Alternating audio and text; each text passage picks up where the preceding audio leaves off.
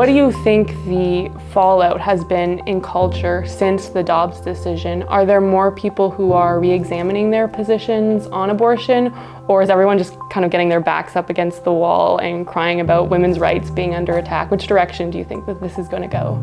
I think there's going to be a continued push from the pro-life movement to now address this issue at the state level, because that's where it's moved to. You know, now the battle arena, it's not a federal thing now. This is going to the states, and the states are going to make their own choices about how they legislate abortion.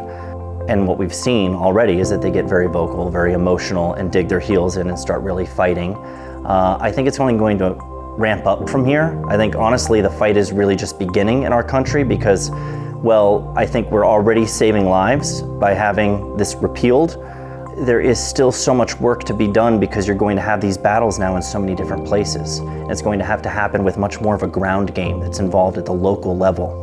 I don't see it as being a situation where the problem is solved and now we can just go along on our way. I think it's now the problem is really real. Now we can actually do the work to save lives at every level, at the state level, at the local level, and deal with these problems wherever they arise. So fortunately, there's a lot of states that already had legislation ready to go that would be triggered by this.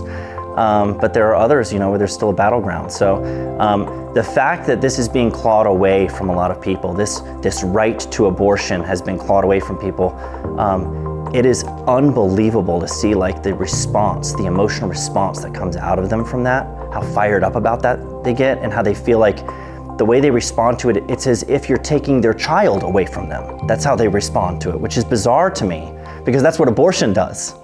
So it's crazy, the reaction that it gets, but that only underscores the need for us to fight harder because they're going to.